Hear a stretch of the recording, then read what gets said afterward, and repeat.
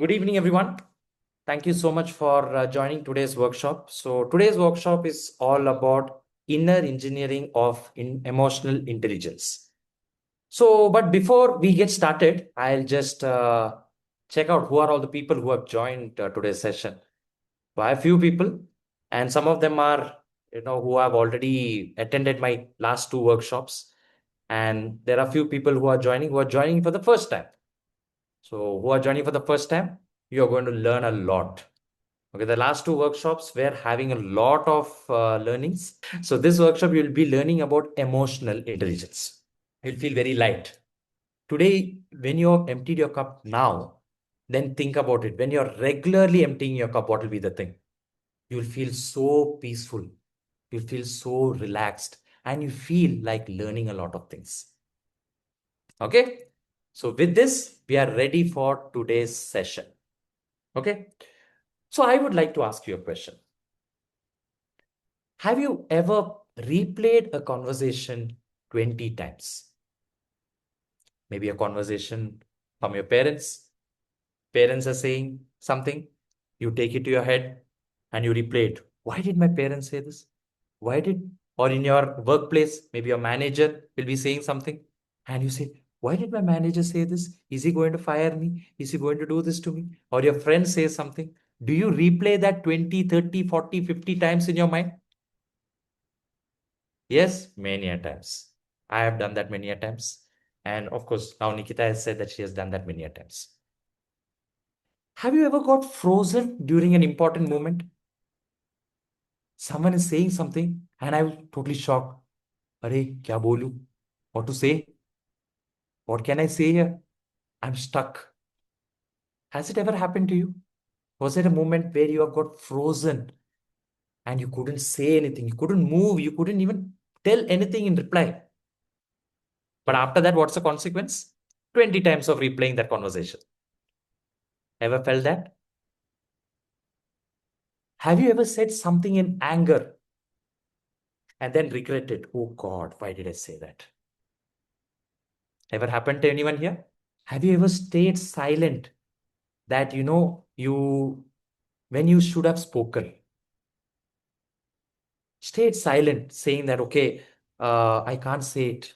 If I say, maybe I might get people would make fun of me. Or if I say this, maybe it's not the right time. Or if I say this, what if he gets angry?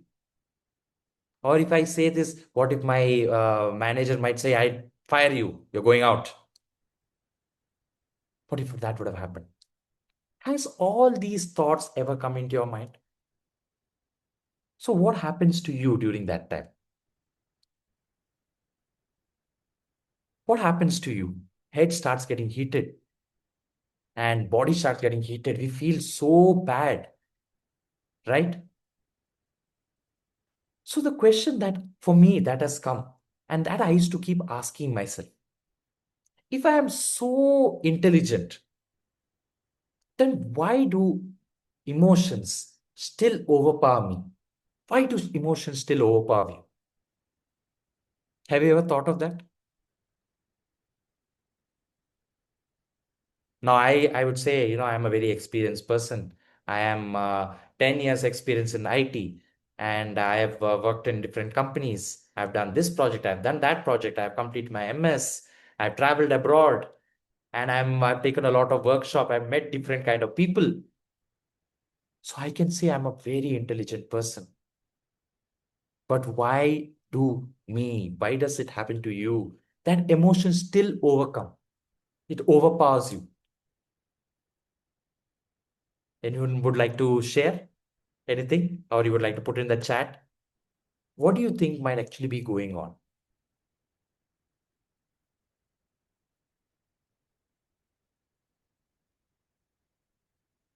Okay. Okay, fine. So today's session, we are going to know that. We are going to find that out.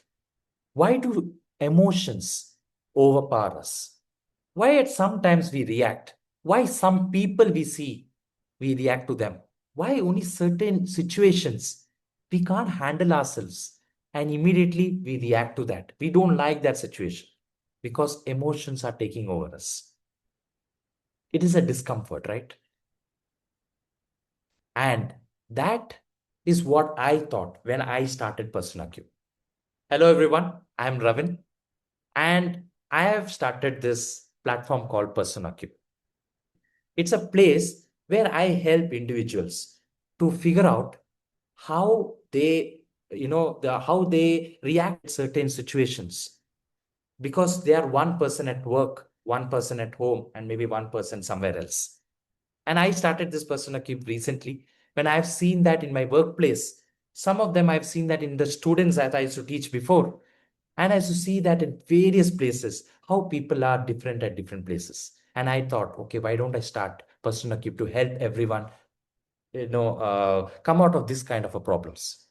I think so. When I was working with a lot of people in my team, the very common thing everyone used to tell me was, I have confidence problem. I have communication problem. I can't express myself properly. I can't speak at the right moment. I feel tensed. Any one of you ever had this kind of problems? Yeah, okay. Ronak has hands raised. Anyone in the chat? Anyone with in the call? Anyone in today's workshop feeling that, yes, when I was also having the similar kind of things running in my mind, yeah, maybe I'm not confident. Yeah, okay. So then PersonaQube is for you.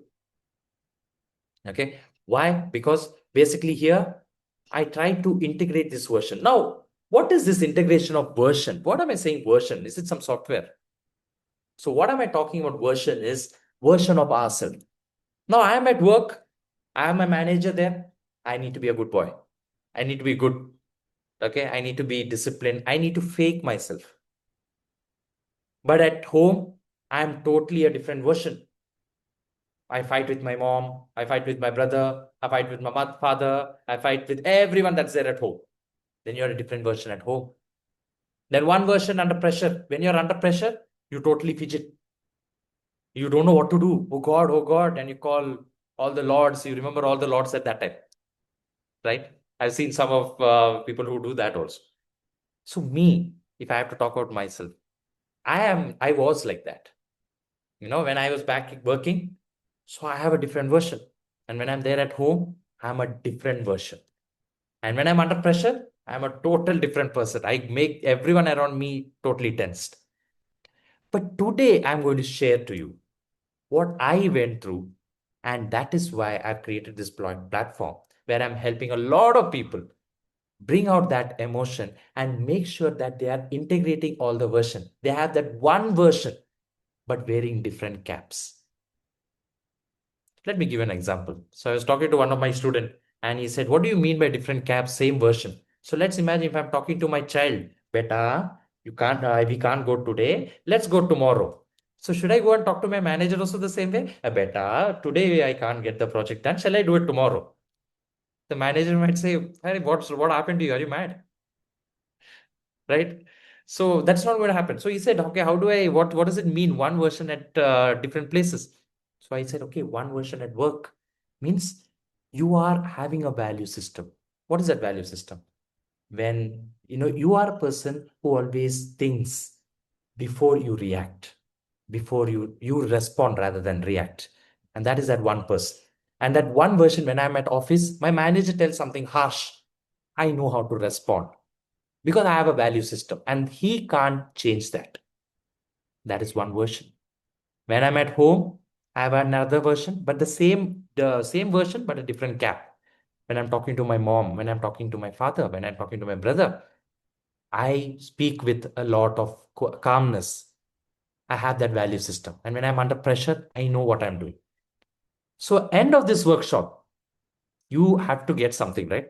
And that something will be, what is your value system? What is your version? You're going to realize that version and you will learn how to integrate those versions into one you, into one Ronak, into one Amrita, into one Rajshekhar, into one Nikita. Okay.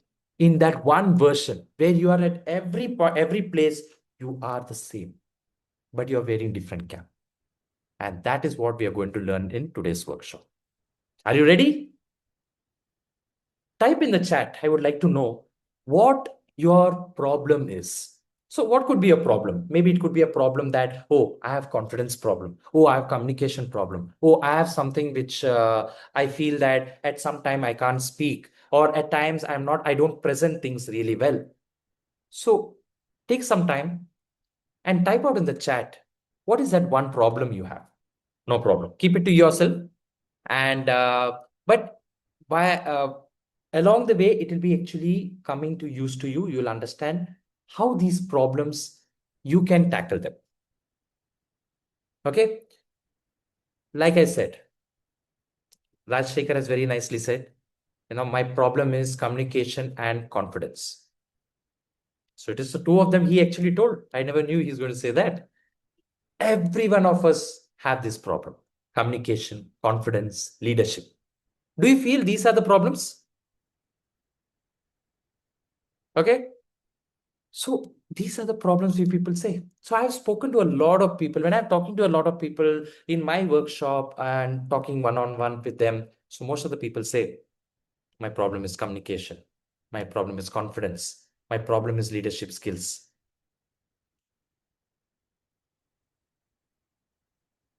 Yes. Okay, fine, good. But let me give you a reality picture here, Rajshekar, and everyone who's there in today's workshop. These are rarely the real problem. Confidence is not the real problem. Conflict, no, your communication is not the real problem. Leadership is not the real problem. So these are rarely the real problem. So what is the real problem?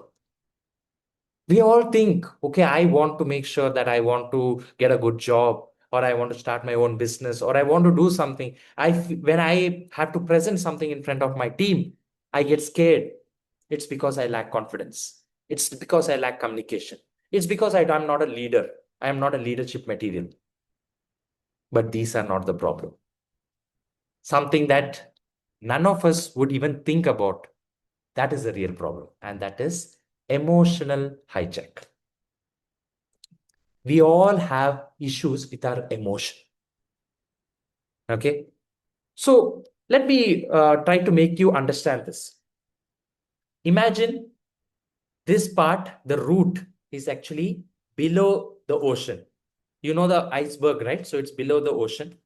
And on the surface, it is communication, confidence, and leadership.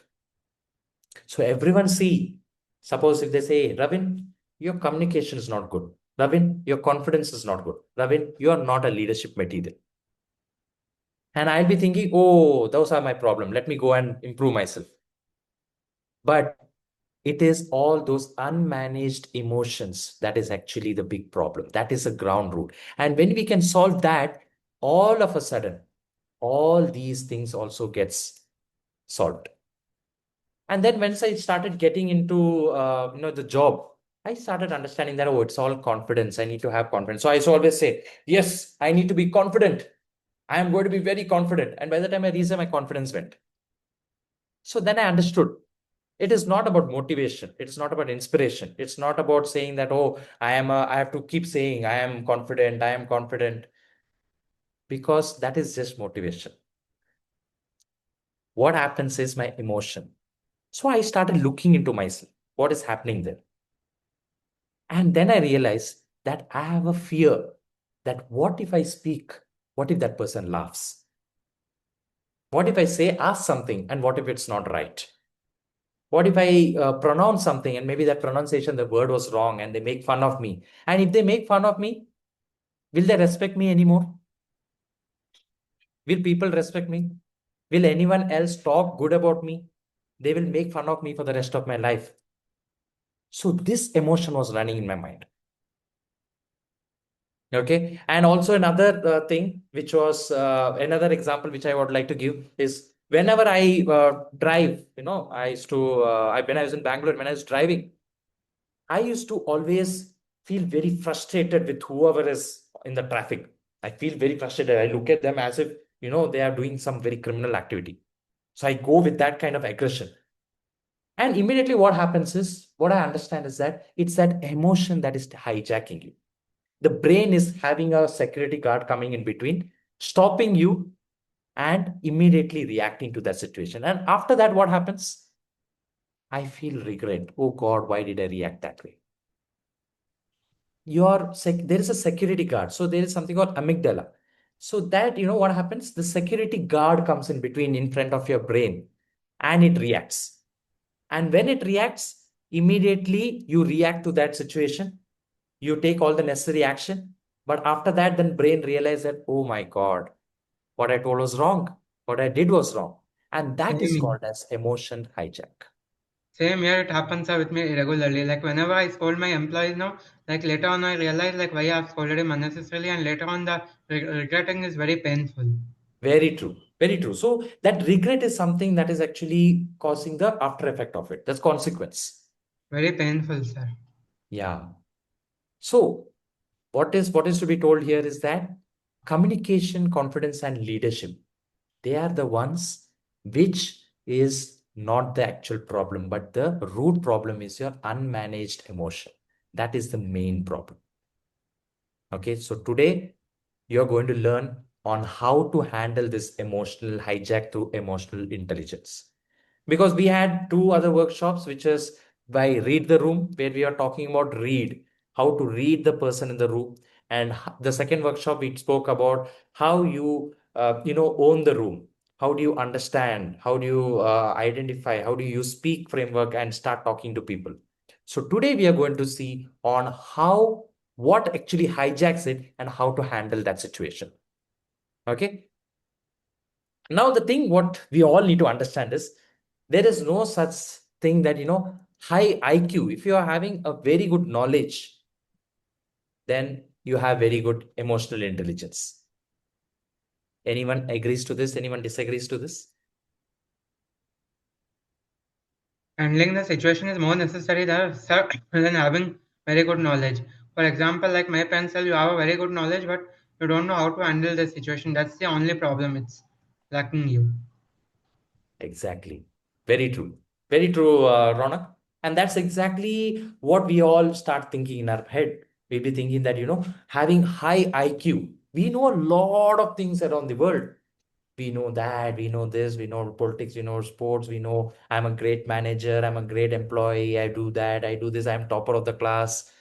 But the problem is, when an emotion comes, you don't know how to solve that problem. So IQ helps you solve the problem. Emotional intelligence actually tells you whether that is actually a problem. Okay. So intelligent question, that is the thing. So how that happens? Brilliant employee, but a very poor way of handling any situation. What happens? No one considers that employee at all. So I had so many of my team members. What they used to do, they were really good employees. They were very good at their work. But at the time when they need to explain something, or in a call when they need to tell how long will it take, is it possible? Can we get this done today? They know they can't do it today, but they hesitate and they say, oh yeah, yeah, yeah, it's possible. I'll get it done today. But they don't get it done today, and then they face it. But if at that point they express it or they openly tell it, they know how to handle the situation, then of course they will be overlooked. They will be, they will be getting a better kind of promotion. People will be respecting them. Okay. Or even a skilled manager, reactive anger. So I have come across many such managers. They are very skilled, they know a lot of things, but at the situation, they use anger. So not just on the management or not on the work side. Let's talk even about ourselves. We are very skilled. I know a lot of things. I've traveled to UK. I'm experienced. I've handled some big projects. But when my mother says, Ravin, do yoga, morning get up and do yoga, I react to her like as if she has told me something very dangerous for me. My God. Okay. So that is called low trust. So that used to be how I used to react to situation. But then when I started learning the ways of emotional intelligence, understanding my own emotional patterns, I understood where to respond. And when you're a skilled manager, when you're a skilled employee, when you're a skilled person, and you have a responsive emotion, then your trust grows. And this is again, you see some talented speakers. Imagine they are very talented, but they're anxious. You see, they'll be moving, they're having a pen in hand and they move like this, or they keep adjusting the button, or no, they keep fidgeting. So then you'll see that no one responds to them, no one listens to them at all. So this is the learning that we have to get, that high IQ is not equal to high EQ. So have you lived these moments? So a manager asks you a difficult question and you hesitate. You don't know how to answer them. You feel nervous and you immediately say, okay, I'll keep quiet. Or I try to defend. No, no, no, that's not what I meant. No, no, no, this is not right. No, what you said was wrong. And you keep defending yourself. Or you're compared to a classmate or a colleague. Maybe in a college days, they say, hey, she's far better than you, yeah. Here, here, his handwriting is far better. He has scored more than you. Do you know? And at that point of time, comparison comes compared to a classmate or a colleague.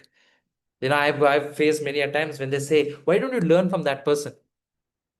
So I reacted at that point saying, okay, what is wrong with me then? Why can't someone learn from me? So have you ever been compared to a classmate, to a colleague, to anyone, maybe to your brother, sister? Argument with your spouse, your partner? Have you ever had that argument? Someone takes credit for your work. Now, I'm very sure many of you will be able to relate it here. Taking credit for someone's work. So I did that work and someone else is going to get credit for that. We have all lived this moment and it feels too painful at that moment. At that moment, we feel like reacting. So, when my manager at first time, he asked me a question saying that, okay, have you completed this work? And he has actually said that we have 2 more days, but now he's saying, no, I need it today. So why have you not completed? So at that point of time, I was very irritated. Okay. And at that moment, it was emotion that was eating me. And when I was compared to a classmate or a colleague, yes, it was emotion eating me. So at that time, what normally happens inside us? What happens inside us? Do you feel pain? Do you feel hatred? Do you feel happy? Do you feel sad? What happens during that moments? That moment is actually those emotions that we go through. Those are the emotions that totally eats us up. We feel really bad about it. We start thinking, overthinking about it. We start replaying that conversation. We will start practicing on how to respond to that person and, give a very strong response, give a strong answer to that person. We'll be replaying it. But that situation is gone. But still, we'll be replaying that. Still, we'll be replaying that. We'll be replaying that over and over and over again. Okay. So that is what actually is emotional hijack model. So there's a trigger. Someone has just triggered your emotion. And then they say that, okay, Ravin, what you said was totally nonsense. It was totally nonsense. The other person made it better. What happens? You get emotional. Me. I am a person who is 10 years experience. I know this. I studied in BITS Pilani. I am so good at what I do. How can you say this to me? And then thoughts totally distort. And if anyone else is asking me, hey bro, how are you? I don't know how to answer. I'd be like, who are you? Because thoughts distorted. I can't think clearly. And I totally react. So even if my friend is coming and trying to console me, I react to that person. And what happens? There's a consequence. So every reaction you regret following this exact chain. This is a chain that is always followed. So have you faced this kind of a situation? Have you been through this kind of a hijack model in your life? Which are those triggers that is actually coming, which normally, you get triggered? Triggers are rarely very logical, right? So do you get criticized? Do you get rejected? Or do you feel disrespected? Do you feel compared? Do you feel ignored? Or do you feel that pressure? When there is authority, when someone elder to you or someone experienced to you is telling you something, you feel loose of pressure. Which is the trigger that goes through you? Now, there was one of the person I spoke to recently, and she had a very different kind of a problem. She said that when people come to my home, I feel that there are a lot of people, they're looking, they're judging me, they are adding a lot of their opinions on me. So I feel very insecure. Anyone felt that? When a lot of people are coming in your life, they are adding, they are saying that, yeah, what you said was not correct. You listen to what I am saying. Listen to what I am saying. Have you ever felt like that when someone is talking to you? These are the triggers that control our life. So what do we do? Most of them, we'll be getting control. But the main control, what happens, the main trigger that happens is too many people around. Now, I'll give you an example what happened. So one day, it was a group, it was a meeting, and it was a work that I did. Now, I'm very sure that this work is very good and I've done it really well. But problem what happened was there were many people watching me. And I didn't want to speak. I kept my mouth shut. I felt that if I speak, it is actually going to be a problem.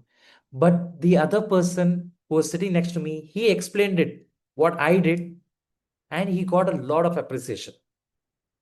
And I got really triggered. I felt that I am seeing a lot of people around me.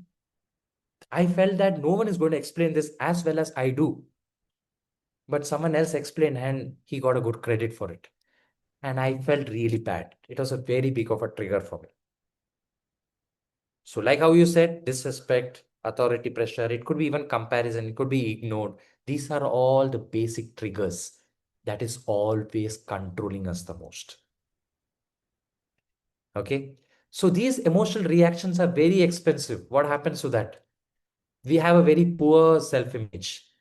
So, when you react, they always see you as, oh, you are not someone we can talk to, because we are having a very poor self image. No one will respect you. And there's a broken trust. Of course, no one want to talk to you. They feel that, okay, I don't want to talk anything to this person, because if I talk to you, you are not going to hold my trust. You will get angry, and after some time, regret and missed growth, damaged relationship. Okay, so it will be one reaction that can cost a lot of problems. It can cost years. Poor self-image. Now, when I used to get angry, so I give a situation. Now, I don't know. It could be something, a trigger for you, or it might be a trigger for me. Now, one thing, let me tell you, a trigger maybe for Ronak is not the same trigger for me. Ronak might find my trigger very small. He'll be like, you are getting reactive to this? Huh. Or when I see maybe Ronak's reaction, and I'll say, Ronak, you're reacting to this. What is wrong with you? But triggers are different for people. And triggers are not bad. Triggers are totally good. You might be surprised. Huh? So till now he was saying triggers are bad. No, I'm not saying triggers are bad. Triggers are something to defend yourself, to protect yourself. Now, when you get angry, you're trying to protect something. When you're getting feeling sad, there is something that you're protecting. So triggers and reactions were all there from long back. But these are all something to protect yourself. Okay. So, but one day what happened? So when I was working, so I brought one of a can. Okay, it was a juice I just bought, and I just kept it at my desk, and I went to the washroom. When I came back, I didn't find that not that drink. So I thought, oh, I kept it at my desk, but I think maybe I drank it already. So I just ignored it and I continued my work. 2 days later, that person came and said, "Hey, bro, you forgot your drink." And I said, "So you were the one who took my drink?" No, he actually played a prank. He just wanted to be, having that fun relation. He just wanted to be friendly. He just played a prank on me. But I reacted in such an extent. I got so angry, so wild. I made sure that he should be feeling really bad for the rest of his life. That way I scolded. And after that, it was regret. Now, next time when I was seeing him, I was putting my head down and walking. The other people who were looking at me, they were looking at me as though he did some murder and came. They were looking at me like, okay, let's not talk to him. So what happened here? My image got spoiled. My trust was broken. I had a lot of regret. And my relation with him got very bad. So next time when anyone is coming and talking to me, they said, hey, bro, you're free, right? You'll not get angry, na? Shall I tell you something? So it went to that extent.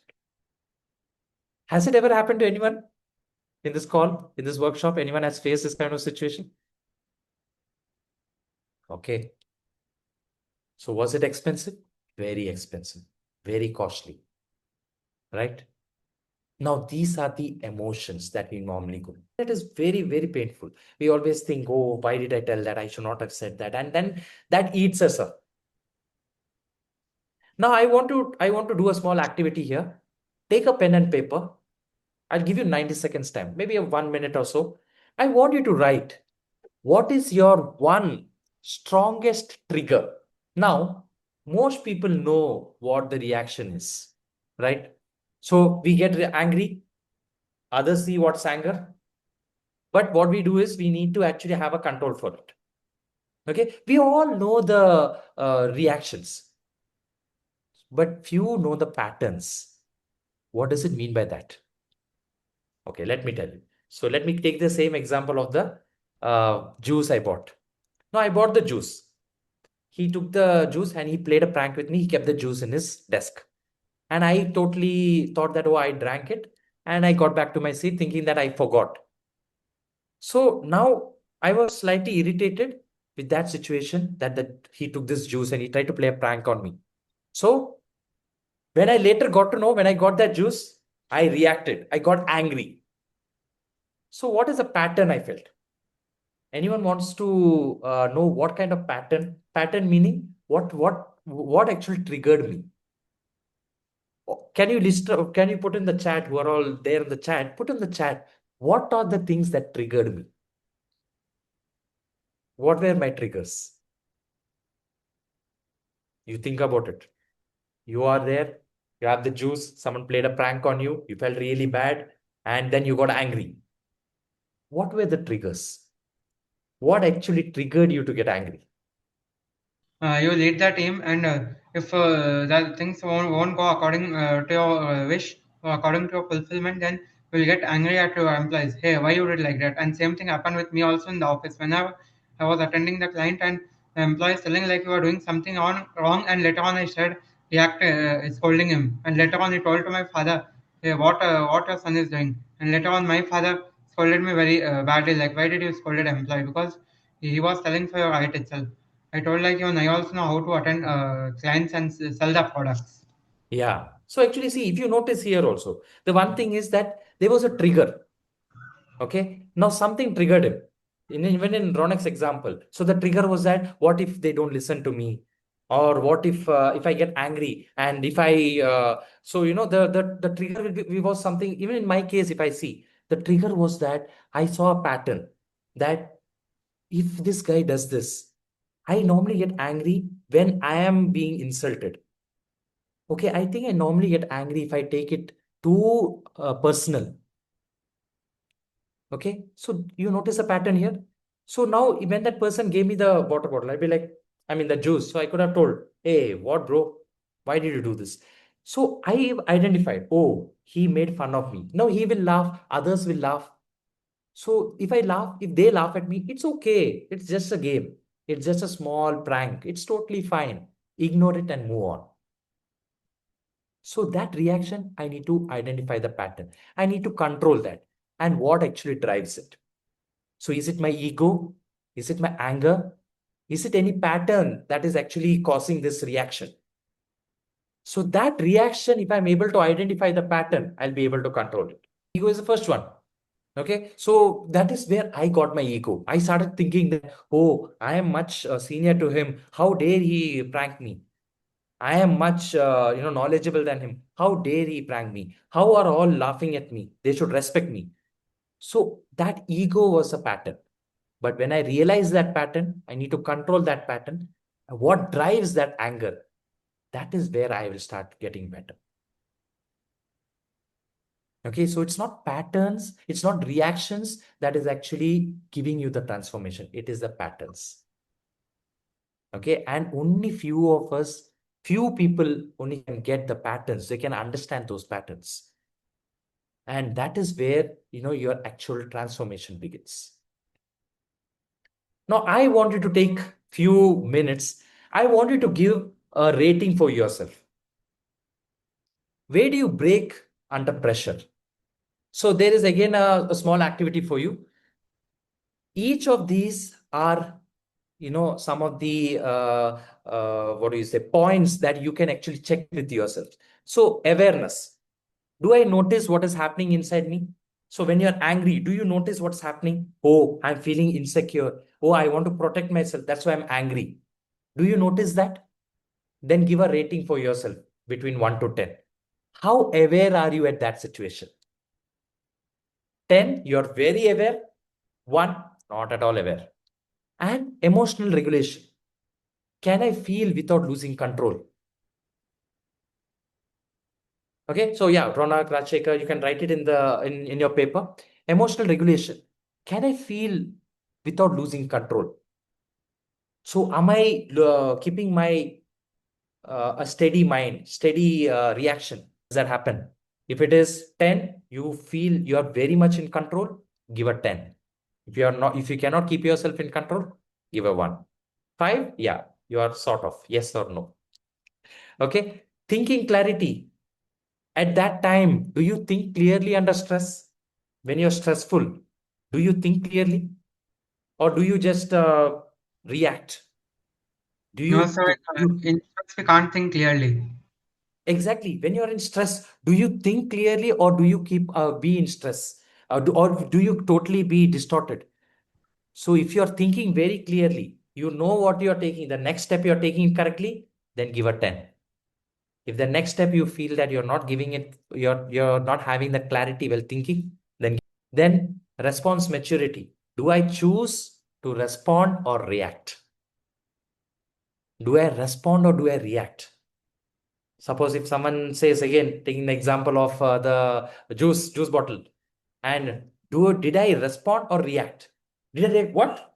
How dare you take my juice bottle? Or do you say, hey, it's totally fine, man? And do you respond? Exactly. If you react, give a 10. I mean, give a 1. If you respond, give a 10.